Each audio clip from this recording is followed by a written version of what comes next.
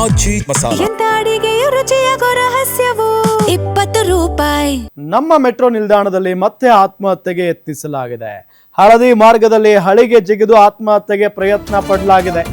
ಉಸ್ಕೂರು ರಸ್ತೆ ಮೆಟ್ರೋ ನಿಲ್ದಾಣದಲ್ಲಿ ಆಗಿರುವಂತಹ ಘಟನೆ ಇದು. ಆತ್ಮಹತ್ಯೆಗೆ ಯತ್ನಿಸಿದ ಪ್ರಯಾಣಿಕನನ್ನ ಸಿಬ್ಬಂದಿ ರಕ್ಷಣೆ ಮಾಡಿದ್ದಾರೆ.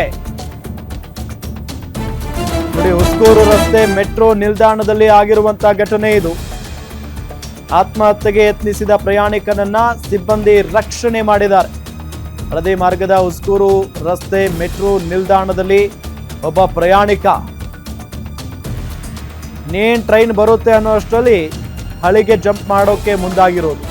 ಆತ್ಮಹತ್ಯೆಗೆ ಪ್ರಯತ್ನ ಪಟ್ಟಿದ್ದಾನೆ. ಅಷ್ಟರಲ್ಲಿ ಆತನನ್ನ ಅಲ್ಲೇ ಇದ್ದಂತ ಸಿಬ್ಬಂದಿ ರಕ್ಷಣೆ ಮಾಡಿದ್ದಾರೆ ಅನ್ನೋದು ಗೊತ್ತಾಗ್ತಾ ಇದೆ. ಇಂಥ ಘಟನೆಗಳು ಪದೇ ಪದೇ ಮರುಕಳಿಸ್ತಾ ಇದ್ದಾವೆ. ಬೆಂಗಳೂರಿನ ಮೆಟ್ರೋ ನಿಲ್ದಾಣಗಳಲ್ಲಿ ಸೂಸೈಡ್ ಮಾಡ್ಕೊಳ್ಳೋದಕ್ಕೆ ಮುಂದಾಗ್ತಾ ಇದ್ದಾರೆ.